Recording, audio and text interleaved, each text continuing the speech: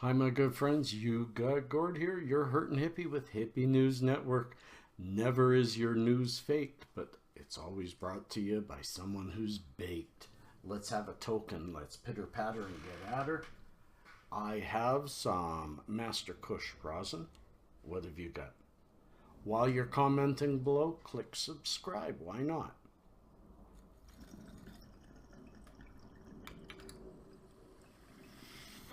Just a small dab to get us going, because I'm going to start, my friends, with an editorial. I have news to bring you, but there was one piece of news that was shared with me a lot, and it's too up in the air, and sources are, I don't believe any sources anymore, mostly any. So I just want to talk about it. Jeff Sessions got the Congress to strip away protection at the state level for things like banks and for the state themselves to be able to operate legally within an illegal federal framework. Now, that doesn't mean action. There's a lot of what is happening and people don't understand this, and it's because it isn't really well advertised. 90% of the media is left-leaning, so it's attacked Trump on every case, and in many cases he deserves it, in many cases he doesn't. But one thing he has done, and it's often called foul, but it's because of the angle the media takes and isn't foul, is removing regulations that don't make sense, that interfere with business being able to do business. Yes, Sessions could be doing this to set up some new framework. He could be doing this for many other reasons, as well as, because Trump often will get rid of federal regulations, not intending to put any new ones in their place. A very good example is the DACA program. He didn't end the program, he just said, put it in Congress where it belongs. Clean up the law. So there's a lot of that. I'm not saying that's what it is. I don't know what it is, but I can't report on it when it's so wishy-washy. Could there be something? I really don't think so. I don't think in the current environment with 52% of the states, 26 states out of 50, with that amount of people backing medical cannabis, and many states already legal recreationally, and California just went that way, he'd have a revolt. They don't want to revolt. Let's wait and see. That's what I want to say, is let's take a wait and see attitude on it. I don't like Sessions. I don't think he should be there. But I'm not going to say that just because he did that, ergo all the medical cannabis is gone. I don't think so. States' rights are pretty big and pretty important, and there's a whole bunch of things that are in the way that stop the feds from acting on state legislation anyway. So nothing's going to happen quickly. I don't think there's any panic. I also want to shout out to all of you in Florida, anywhere. Well, if you're in Florida, you're not watching this. But I do know Gator Kid. Hey, I know you're in Florida, and I hope you do see this in a couple of days and everything is copacetic. You know, somewhere I hope you do well. I just wish the very best for you and your family and all of you affected by Hurricane Irma and Hurricane Harvey and the upcoming Jose. I mean, button down, get through her, help each other. Peace, cheers, love, and harmony. Let's move on to the stories now. Sorry about the editorial, but I know y'all want that news, and I just can't bring it because I don't know it well enough, and I don't think it's that big a news.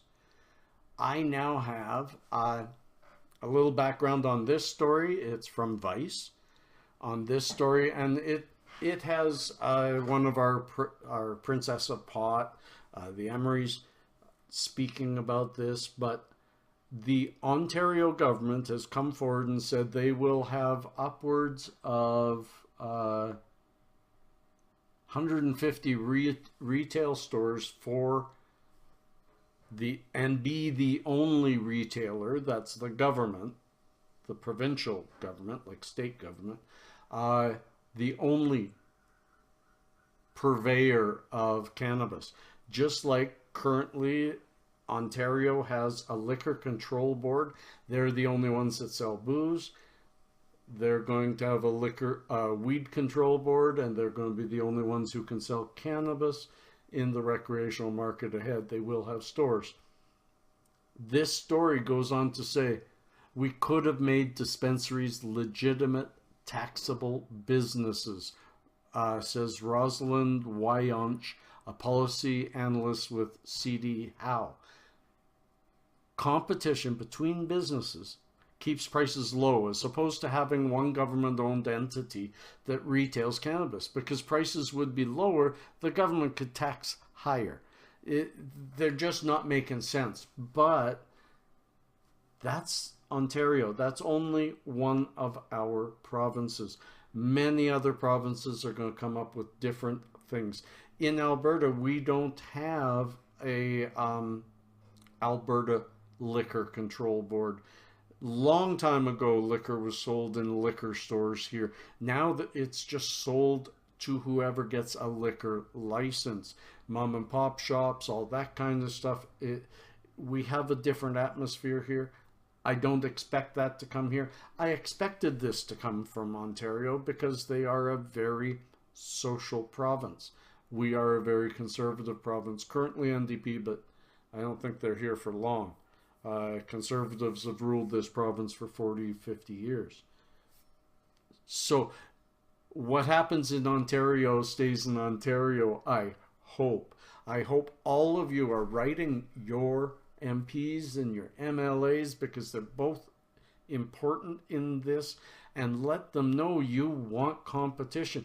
You can legitimize the storefronts that already exist. You can create competition, keep the prices low and the taxes high, and thereby use those taxes for schools, let's get them back into music programs and art and drama and sports. Let's make a windfall out of this windfall, but create a proper windfall.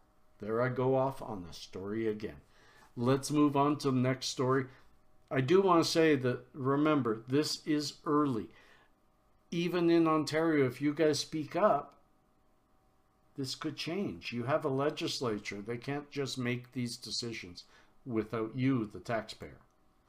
Next story is from herb.co. I love this story. It's 10 reasons that the almighty cannabis leaf is better than that poison we call booze. And I'm just going to go through the 10. I won't talk about them. This stuff really makes me talk. So, number 1 is alcohol is the real gateway drug. Number 2, weed helps with hangovers that alcohol causes. Number 3, alcohol is the 4th leading cause of death. 4, weed isn't the one destroying your brain. 5, alcohol leads to awkward mornings. Number 6, weed doesn't send you to the bathroom a million times. 7, alcohol is hard to swallow. Number 8, weed is medicinal. I want this to make you click this. I don't get anything for the clicks. Weed is medicinal. That's the best one. Number 9, alcohol puts drivers and everyone around them at danger. More and more tests prove that a stone driver is safer than an alcohol or even sometimes a straight driver. And number 10, weed doesn't lead to violence. So Absolutely excellent story. Check it out. Lots of stuff in there. Next thing is from thcfinder.com. The economic benefits of legalization. Unfairly lumped together with illegal, dangerous drugs like heroin and cocaine, marijuana, as plenty of studies have shown, is no likely more harmful than legal substances like alcohol or tobacco. Research has even shown that marijuana has plenty of health benefits, ranging from pain and stress to treatment in certain areas. They talk about how all the this isn't that great a story. I'm sorry, THC Finder. Why did I share this? Oh, because it does go on and it has a lot of good links. So how about you read below? It talks about increased tax revenues for the government. There's a pretty good infographic. Decreased government spending on prohibition, and you can click on the cannabis prohibition. It talks about dispensaries. It talks about different studies. So there's the story itself may be rather old for most of us that know the economic benefits. There's a huge economic boom coming with this. That's why I say Sessions will not act. Let's move on. And let me say, this is later in the day for me to bring this news to you. So I'm already medicated, well medicated. I hope you are too. I was going to have more, but I don't think I need it. Let's, oh, I know what I'll have. If I can find it, yeah. Some CBD to ease out the spikes of that high. Peace and cheers.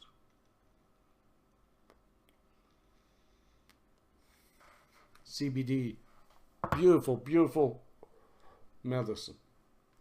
Really has been helping my foot. Let's go on to maryjane.com, where we have a story about how marijuana helps you focus and improve productivity. I've got one piece here, but this is really important because certainly I'm not going to be all that productive right now. I would not be able to, after those few tokes, be able to work a job that I used to work.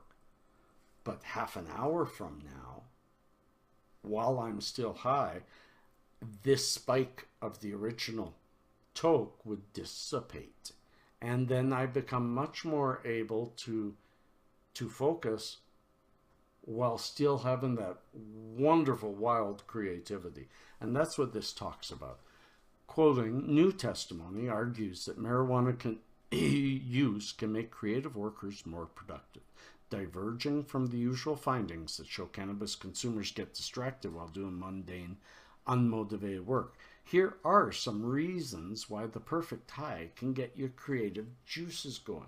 It talks about you got to have the right kind of marijuana. You have to have that sativa or that nice hybrid that's not going to react wrong to you. Get creative. Let yourself go. And it talks about taking the unmotivated and motivating them. It's a wonderful article. Check it out below. This is a story coming from Washington Post. I usually don't share Washington Post. How legalization caused the price of marijuana to collapse. Now, to all my Canadian followers, this is all about retail prices in the US, and it's kind of old data, but it's interesting how as it's come out of the woodwork, out of the black market and into a real industry, almost in most cases, how it has not only flourished and much more profit to much more people and benefits to society as a whole, but it's also brought the cost down, of course, less danger. And now we move on to that's a good story. I didn't have anything highlighted, nothing that really jumped out to me, but some of you may be interested. And the last one is cannabis as an opioid exit. 5 real life stories. And I really, really like these stories. I looked into all of them. I really can't highlight one or another. It's just a beautiful, beautiful, long case study of how people, through many different traumatic events and many different angles, all ended up in the same case where they were terribly dragged down by the opioid crisis. They were indeed hooked either on heroin or morphine or on the painkillers themselves, or the painkillers led to heroin and morphine because the doctors finally gave up on them. There's so many stories. It's so moving that these people found cannabis. I am one of those stories. Painkillers almost tore me apart back in when I was 30, and I switched to cannabis then. Then I came across an awful lot of uptake inhibitors and everything when I crashed in 2008, when my body hit low and my brain hit low, and we've talked about that before. But for 5 years I was on Wellbutrin and Cipralex and propanolol and Topamax, I said that. Anyways, I was on about 8 different pharmaceuticals, and it changed my life, and not for the better. And I've been rebuilding ever since, but cannabis saved me. These stories are much like mine. They are painful. They may make you cry. They may make you sing. It's all life. We're all walking down this. That's what makes us all the same. Yeah, I may lean right. Many of you may lean left. It doesn't matter. We are all people on a journey of life, and we all have something in common, and it's beautiful. And I bet you if we explore it, we have much more in common than just this plant. My friends, peace and cheers, love and harmony. Prayers to all of those in the difficult need right now, and let's see what we can do as a community to help them. Peace and cheers, love and harmony.